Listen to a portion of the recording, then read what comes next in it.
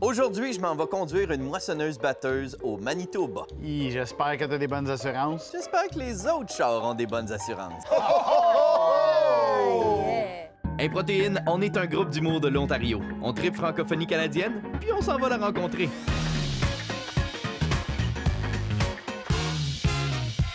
Parce que oui, il y a des francophones hors Québec.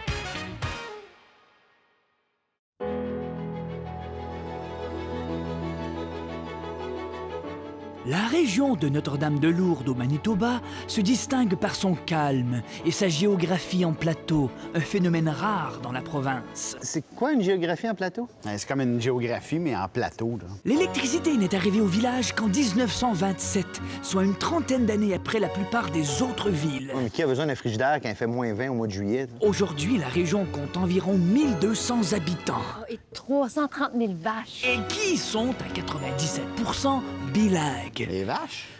La population locale a réussi à faire financer un hôpital et une école grâce à l'entraide, qui fait partie de l'ADN naturel des agriculteurs. L'économie locale repose essentiellement sur l'agriculture. Quelle surprise! Le blé, le canola et le soya sont les principales cultures, après bien sûr la culture francophone. Ça va, Vincent?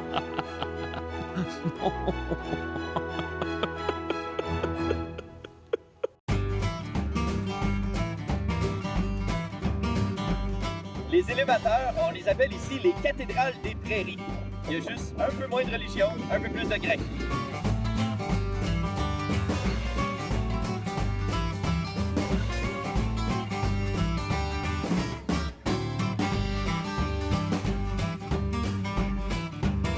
On est à Notre-Dame-de-Lourdes au Manitoba et ici, les agriculteurs, le matin, ont besoin de carburant pour pouvoir faire toute une grande journée dans les champs.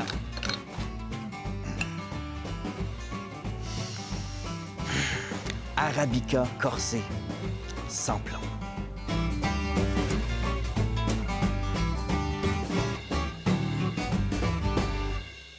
C'est un rendez-vous pour les fermiers ici, cette place-là?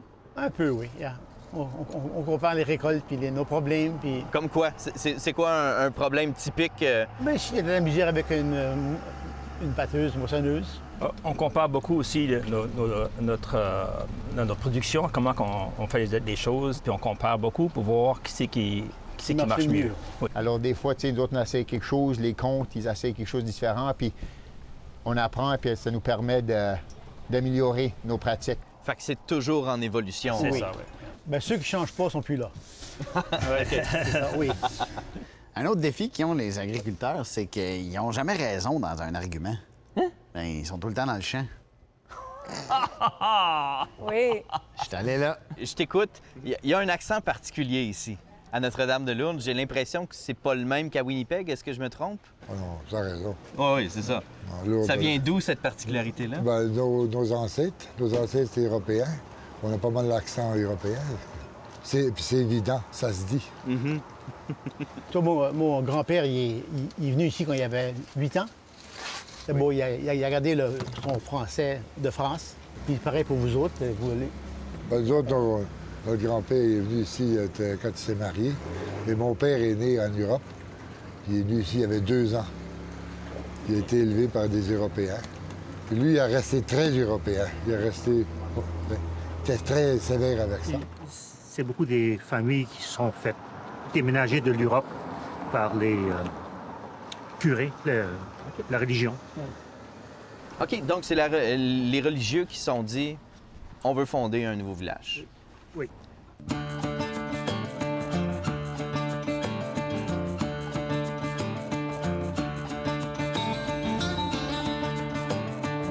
D'après vous, le français va rester ici éternellement? Comment vous percevez ça? Mais les jeunes, c'est pour l'encourager. Tous les jeunes, ils montent leurs enfants dans les écoles françaises, puis les jeunes, ils parlent bien français. C'est évident qu'on a beaucoup de mariages mixtes à présent, mais jusqu'à là, on a un très gros encouragement d'avoir l'école française qui marche pour garder notre langue.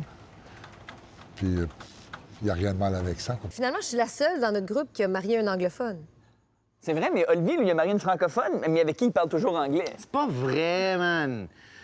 Des fois, on parle espagnol pour rendre ça plus exotique. Taco Tuesdays.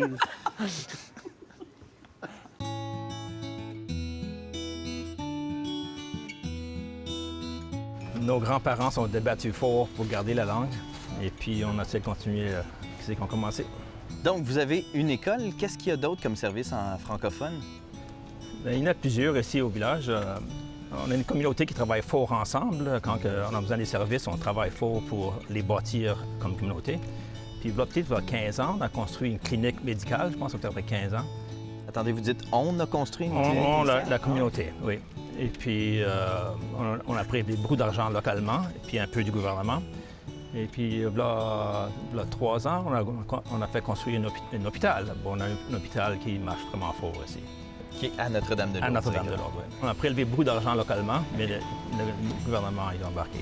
Mais le gouvernement, quand il voit qu'on veut quelque chose, qu'on est prêt à payer, nous autres mêmes, ils sont prêts à embarquer. Mais si tu veux juste des affaires sans prêt à contribuer, ils n'aiment pas trop le donner. Ouais. Oui. Fait que comment ça marchait, ça? Vous êtes allé cogner aux portes? Beaucoup, dire, beaucoup. Admettons que tu avais 25 000 en dessous de ton matelas. Qu'est-ce que tu ferais avec? Tu le donnes. Tu le donnes. Oui, c'est ça. Ben oui. C'est vraiment pas mal ça qui est arrivé. La majorité du monde ont craché entre 10 à 25 puis 30. Puis il y a des plus vieux qui ont été jusqu'à 100 000, même 200 000, je pense. Il y a des gens qui avaient de l'argent, puis ils ont prévu ils ont été généreux de mettre dedans ça.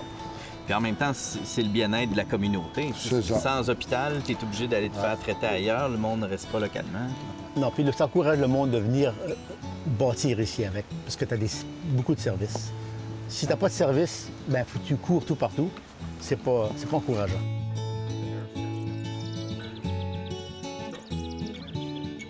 Moi, ce qui m'épate de la communauté de Notre-Dame-de-Lourdes, c'est qu'ils se sont mis ensemble. Ils ont chacun mis de l'argent pour se créer leur propre hôpital francophone. Parce que c'est pas quand tu fais une crise cardiaque, que tu saignes de partout puis t'accouches de jumeaux sans épidural que tu as le goût de commencer à parler dans une autre langue que ta langue maternelle.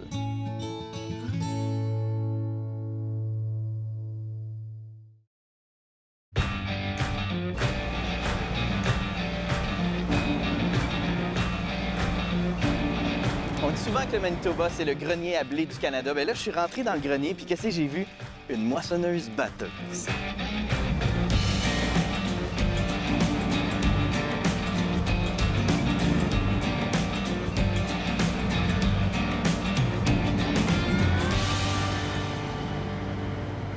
Alors, tu vois, on pèse ce bouton-là, la table baisse à la bonne hauteur, on pèse l'autre bouton, ça va s'enligner tout seul.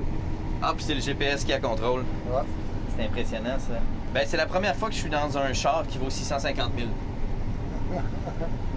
C'était sûrement pas comme ça quand vous avez commencé à cultiver ici, non? Et j'ai commencé la première année. Quand mon père est mort, c'était en 68. En 67, mon père était malade les derniers 5-6 ans. J'étais tout seul, vraiment. Et puis, il avait dit combien dans le vœu. Elle était cassée, on faisait pas plus que 3 heures par jour, sans aller la réparer. Ouais. Alors, je m'étais dit, on va en acheter une. Alors, l'année après, j'ai acheté une Massey. Pas de câble, rien du tout. Mais Au gros soleil, j'étais heureux comme un roi, moi. Justement, on battait du grain sur ce corps ici. On battait de l'orge à 1 demi-mille à l'heure. 1 demi-mille à l'heure? Ouais, c'est tout ce qu'elle pouvait prendre. OK. Puis celle-là, elle fait combien? Là, on voyage à peu près à 3,4. OK. OK. Alors toi, ça m'avertit que maintenant qu'il est aux 3 quarts. OK. Donc, il est temps que le tracteur arrive. Je vais avertir Michel.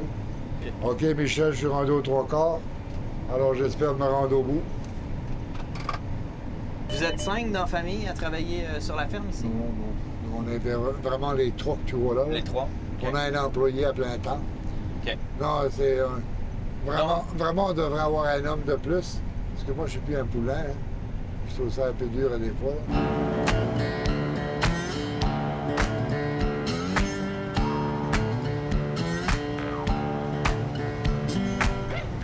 C'est des gros rendements.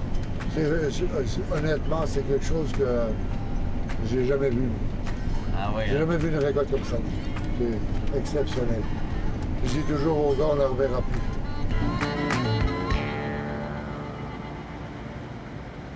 Hey, saviez-vous que c'est le Manitoba qui a battu le record pour le plus grand rassemblement de moissonneuses batteuses? Moi, j'en ai 300. jamais vu plus qu'une à la fois. Là. Tu te promènes, il y a un champ, il y a une moissonneuse-batteuse. Plus qu'un, c'est du gaspillage. Donc 2. Martin, combien? 300. Ding, ding, ding, ding, ding, ding, Ah! ding, ding, 300 moissonneuses-batteuses! Oh my God! Imagine comme le stationnement, tu sais, rempli de moissonneuses-batteuses. Salut Michel! Bonjour, Stéphane. Donc toi, tu amènes le grain jusqu'au camion. C'est ça. On y va? 100%.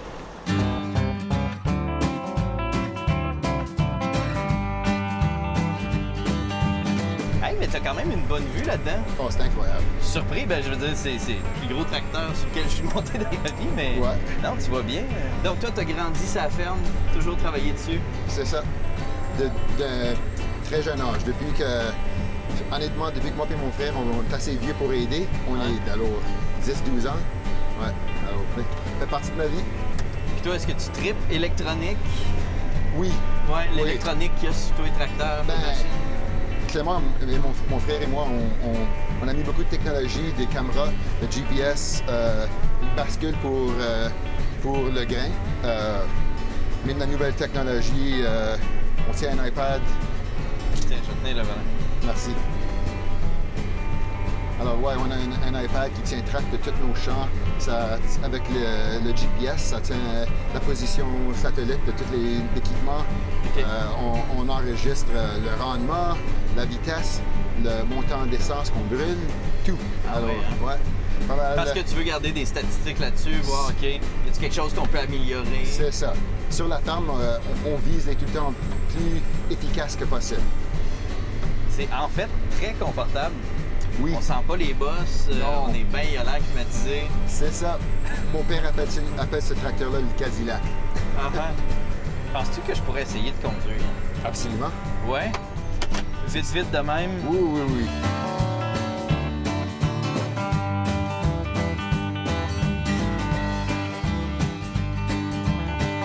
Ah, ta boy, c'est quelque Alors, chose, ça? t'as qu'à le mettre... t'as pas besoin de la cloche, t'as qu'à Non. le mettre directement comme ça.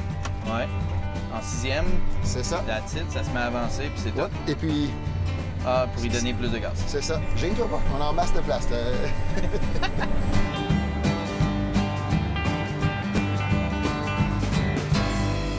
Pensez-vous que les petites pattes de Stéphane peuvent rejoindre les pédales dans une moissonneuse-batteuse?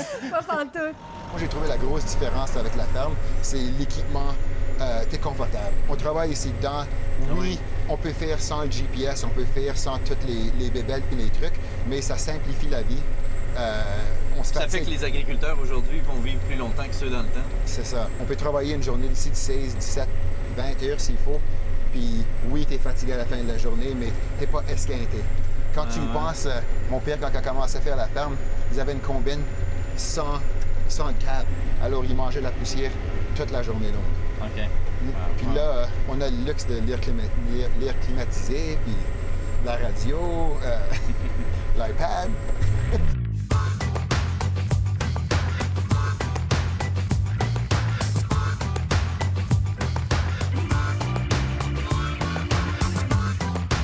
J'ai passé une super belle journée. Bon, j'ai peut-être pas pu conduire la moissonneuse-batteuse, mais en même temps, il n'y a personne qui l'a conduit. C'était le iPad qui contrôlait tout. Bientôt, être agriculteur, tu vas pouvoir être assis dans ton salon avec un casque de réalité virtuelle pour conduire des tracteurs bien réels dans un champ bien réel qui fournit des grains quand même bien utiles.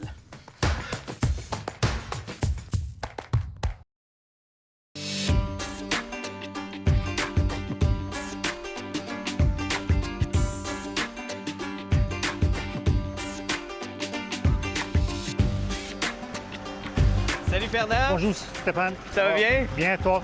Ben oui, donc là, on va mettre le silo. Qu'est-ce qu'on fait? On va partir le tracteur, faire tout à marcher. Puis ça va, la grainerie est quasiment, le silo est quasiment plein. Alors il faut que je monte pour vérifier qu'il ne déborde pas. D'accord. Et là, je vais l'arrêter d'en haut. Parfait. Je te OK? suis. Oui. Pour l'instant, ça va bien. Le grain descend. Un petit peu de paille qui s'en va.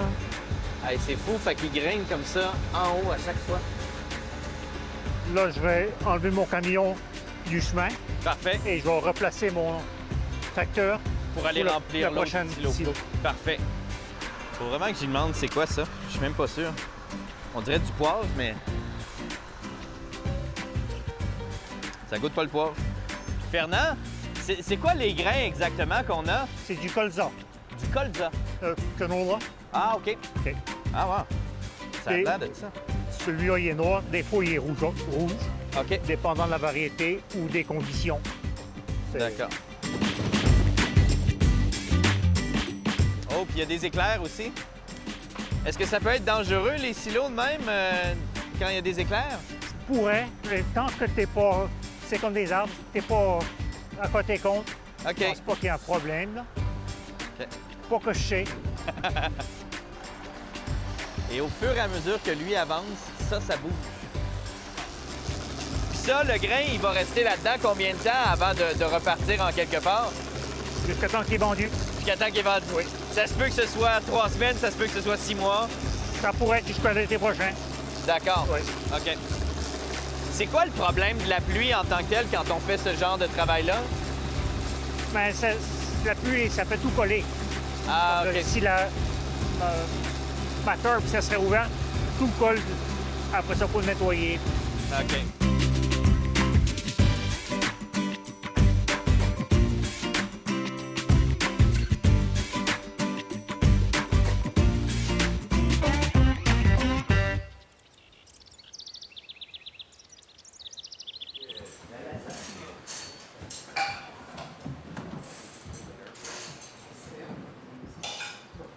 Souvent, on entend des agriculteurs chialer de la température, de « Ah, on n'a pas fait assez d'argent cette année des choses comme ça. Est-ce que c'est typique des gens d'ici, trouvez-vous? Pas chez nous, jamais. Non? Il aurait pu pleuvoir un peu plus, là. On aurait une meilleure récolte. Des fois, il fait un peu trop chaud, mais à part ça, on se met rarement. Moi, c'est le comté, on se plaint toujours. Ouais? Même que la récolte est bonne, on se plaint. Mais c'est partie de notre job. On se plaint. Que le gouvernement, il n'écoute juste quand on se plaint. Non, juste, je m'amuse. Le gouvernement, il n'écoute pas du tout. Elle est bonne, celle-là. Est-ce que vous êtes sentimental par rapport à votre ferme? Un peu, mais si je serais pas du village puis voudrais agrandir, je serais pas contre. OK. J'en trouverais un autre morceau d'une autre place. Oui, ils sont sentimentales Oui. de leur ferme. OK. Il le cache bien, mais Yeah. vous êtes d'accord avec ce qu'il dit sur vous? D'abord, oui, je pense qu'elle a raison un peu, qu'on est sentimental, oui. Oui. Mais je pense que ça vient aussi de leur père qui leur a montré comment être fermier. Tu sais, ça vient d'une autre génération. Puis les autres, ils essayent de continuer ça. Il y a eu de l'immigration, il y a un bout. Les Européens, il y a beaucoup d'Européens qui sont arrivés. L'accent qu'on entend autour vient entre autres de ça. Est-ce que récemment, il y a eu aussi des immigrants? Est-ce que ça continue à arriver? Il y a beaucoup de Filipinos dans notre communauté. Ah oui, hein? Oui, des étables à cochon. Et c'est beaucoup des Filipinos qui... OK. Pensez-vous que c'est... Comment dire que c'est peut-être un danger par rapport au service en français que vous avez ici? Le fait que les immigrants qui arrivent ne parlent pas nécessairement français? Ça pourrait dans le futur, mais... Pour l'instant, ça n'a pas d'impact. Ça dépend de l'attitude des gens, s'ils veulent apprendre une deuxième langue. Il y a aussi de la compétition, comme quand tu mets ton nom pour un emploi à certaines places, comme le foyer, l'hôpital. Tu as besoin d'être bilingue pour certains postes. Êtes-vous au courant s'il y a des initiatives qui sont prises pour, par exemple, faire venir des immigrants francophones? Oui, toutes sortes. Oui. On a eu de la France, puis ça n'a pas marché. Mais je pense que les immigrants-là, ils veulent juste venir au Canada. Ils n'ont pas pensé... Ils veulent l'espace. L'espace. Comme, ils ne pensaient pas la campagne. Ils pensaient juste être un centre-ville, c'est fêter tard de l'histoire, mais ils n'ont pas su qu'ils venaient dans un petit village. Ben, tu peux pas faire ça ici, il faut que tu rentres en ville. Puis alors, ils n'ont pas compris ça. Il y avait un manque de recherche. Puis il faudrait leur dire, hey, c'est pas comme à Paris qu'il n'y a pas des gros villages tout partout en France. Ici, on est loin. En France. Moi, j'aimerais ça finir en parlant peut-être de vos petits moments coup de cœur. Alors, un bon rendement de récolte. OK. Oui. De regarder sur sa machine puis de voir comme, wow! Oui, ça fait bien. Oui. Ouais, OK. Ça, c'est à peu près le meilleur sur la ferme. Puis le prix. Un bon prix. Ah ouais. Mais le rendement, quand tu as un bon rendement, tu es content. OK. Pour moi, c'est la poussière. Quand tu vois les combines puis les tracteurs dans le champ, c'est la poussière puis le travail de famille. Quand on s'assied pour souper là, dans le champ, puis on est en famille. Yeah. Ouais, ben, chaque jour, c'est le coucher de soleil. Ouais. Yeah. Si je suis en tour, on va aller voir une autre journée de finie. C'est ça. Vous, avez-vous un petit moment préféré dans votre journée? Oh, j'aime voir mon champ, il est tout fini de travailler. Là. Il est tout fini. Il est tout satisfait avec l'ouvrage est fait. Au mois de novembre. C'est quand la première neige elle arrive, c'est là que c'est fini. Ah ouais. Je vous remercie énormément. C'était délicieux. Je vous souhaite encore, ça fait combien? 50? Non, ça fait, mon Dieu, plus que ça. Ça fait une bonne centaine d'années que votre famille est établie ici dans la région? 130, proche, 130? Oui. Je vous en souhaite encore un autre 300 ans.